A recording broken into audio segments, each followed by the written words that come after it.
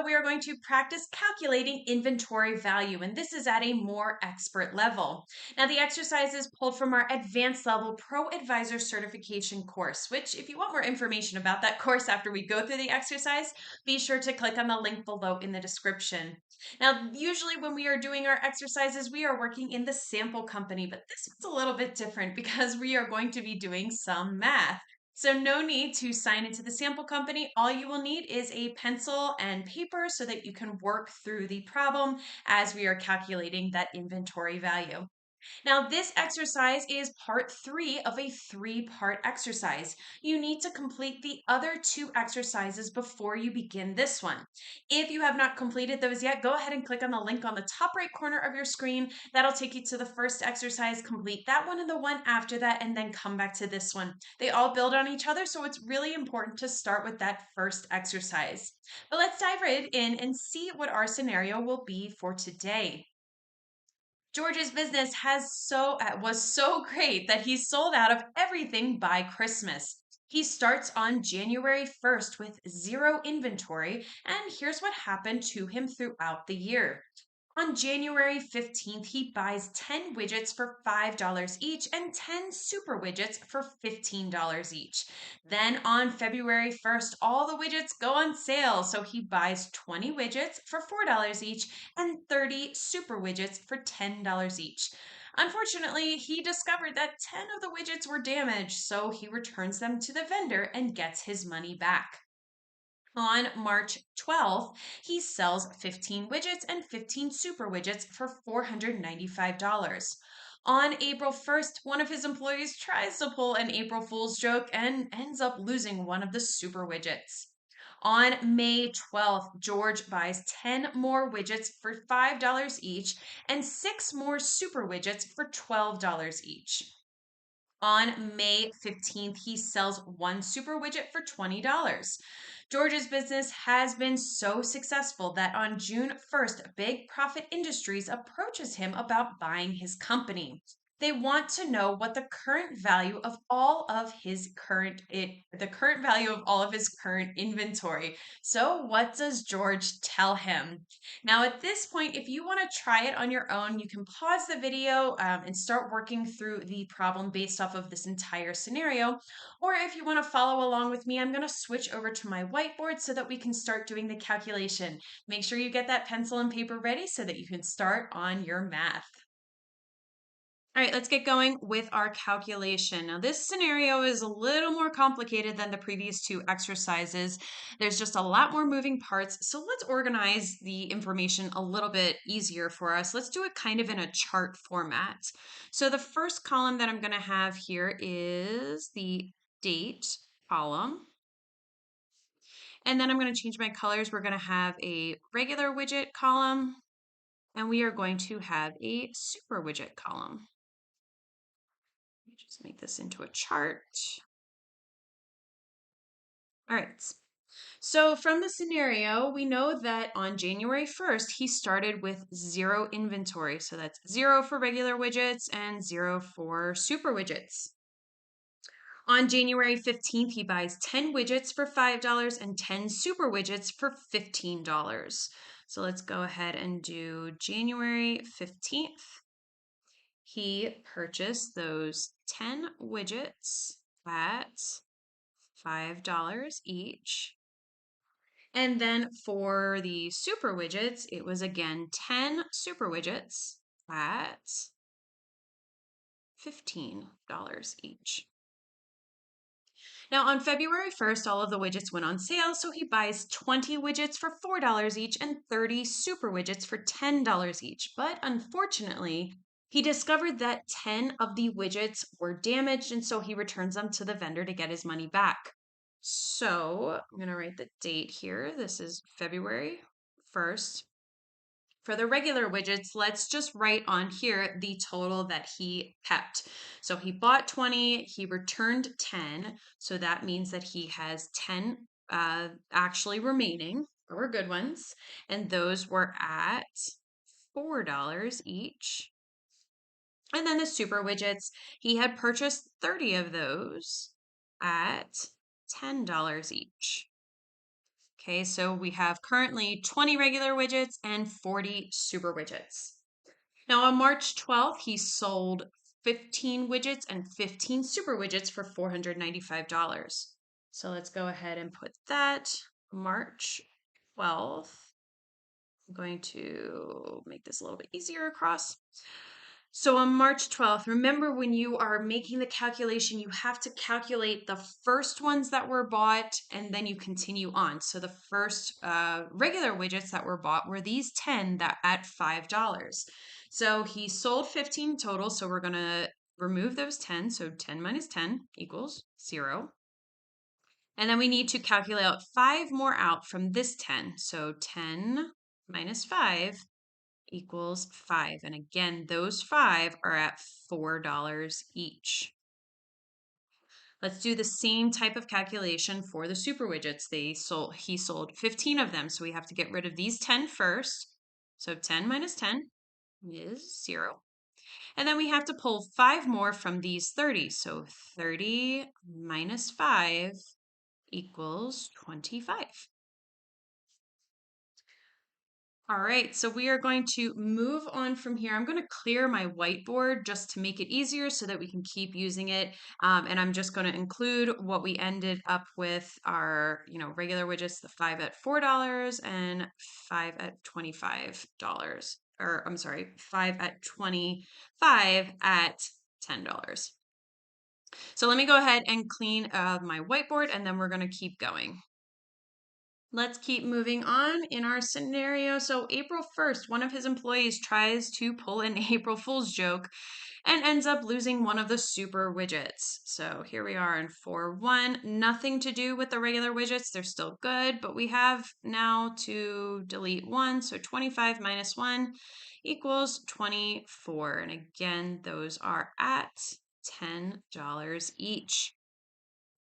May 12th, George decides to buy 10 more widgets at $5 each and 6 more super widgets at $12 each. So let's add that in here. So 512, he had purchased 10 more regular widgets at $5 each. And then 6 more super widgets at $12 each. On May 15th, he sells 1 super widget for $20. So let's go ahead and don't need to do anything here. May 15th. Nothing needs to be done on the regular widgets, but the super widgets, he sold 1 of them. Once again, you need to remove from the first that were purchased. So we're removing 1 from this 24. So 24 minus 1 equals 23. And again, this is at $10 each. So now we have hit June 1st, and now we need to make the full calculation of the entire inventory. So we're going to be looking at this one, this, oops, wrong color, but you know what I mean, and then this one as well. So I'm going to once again clear up my whiteboard so we can do that math and that calculation, and then we should have our total inventory value. All right, so let's do that math here. We have 5 at $4 each. If we multiply 5 times 4, that equals $20. And then we also had 10 at $5 each. Multiply 10 by 5 and you get a total of 50. Now, if we add the 20 and the 50, we get a total of $70. So let's do the same type of calculation on the super widgets. We ended up with 23 at $10 each, which equals $230. And then we also had those 6 at $12 each. If you multiply the 6 times 12, you get a total of $72. Now, if you add the 230 plus the 72, then you get a total of $302. Now we need to add up the total for the regular widgets and the super widgets so that we get the total inventory value. So if you do 70 plus 302, you get a total of $372. And that is our total inventory value. Now that we have tried the calculation on our own, let's see if what we did is in fact correct. All right, so here is our solution. This is what the table would look like throughout the year. Now, as we go through this page, you will see that it will expand more and more as we have new things happening, whether he is buying or selling or losing inventory. So let's go through it really quickly so you have a better understanding of how this is all laid out. To begin with, he started with no inventory, so we have a 0 here for the regular widgets and a 0 for the super widgets. But on January 15th, he made a purchase of 10 widgets at 5 each and 10 super widgets at 15 each, which is what we have here on this line. Then in February, all of the widgets went on sale, so he purchased more. He had 20 purchased, but he had to return 10, so he ended up with just 10, and they were at $4 each. And then he purchased 30 super widgets for $10 each. So that is all here, showing that on this line.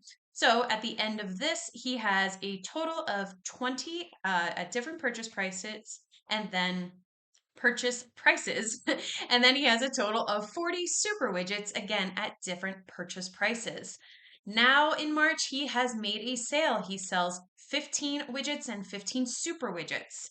So in order to make the calculation, you first have to calculate out the ones that were purchased first. It is that the first ones that he had purchased were those 10 at $5. So those are the ones that have to be removed first. So 10 minus 10 equals 0. And then you have to pull 5 more because remember he sold 15. You would do 10 minus 5 equals 5. So now we have left of the regular widgets 5 at $4 each. The same principle applies to the super widgets. You have to remove the ones that were first purchased before you can do the newer ones. So he had purchased those 10 on January 15th. Those are the first ones that have to go. So we make the calculation 10 minus 10 equals 0. And then we have to do 5 more because he had sold 15. So we take the 30 that he had purchased in February for the 30 minus 5 equals 25 at $10 each. So the at the end of this, he has a total of 5 regular widgets and 25 super widgets. But April Fools happens and he loses one of the super widgets, so he removes one. So we have 25 minus 1 equals 24. So we still have 5 regular widgets and we have 24 super widgets. Then in May, he buys more. So he buys 10 more at $5 each and then 6 more at $12 each. So that's what this line is representing. Now you can see a total in his inventory. He has 15 at different purchase prices and he has a total of 30 at different purchase prices as well. And then finally, he sells one super widget. So we have to once again remove the super widget that was purchased first. It has to be the oldest one. So that was part of that 24. So we do 24 minus 1 equals 23. So he ends up with a total inventory of 15 regular widgets and 29 super widgets, again at different purchase prices. So then you have to go through and make the calculation. So once again, on June 1st, when you are making this calculation, the inventory value, he has 5 widgets at $4 each and then 10 widgets at $5 each. So when you make the multiply 5 times 4 and then 10 times 5, and then you add them together, you get 70. You have to do the same thing for the super widgets, 23 times 10 and then 6 times 12. And then you add those totals together, which totals of $302. Now, when you add the total of the widgets and the total of the super widgets, you get a total value of $372. So if you got that number, then you did it correctly. Congratulations. Now, also keep in mind that we did in the scenario throw in some of the sales prices, but any of the sales prices for these transactions are completely irrelevant. The sales price has nothing to do with the inventory value. But that is how you would calculate it at a more expert level. Now, if you like this exercise and you want to do more like it, or if you would like more information about that advanced level ProAdvisor certification course, be sure to click on the link below in the description, and I will see you in the next exercise.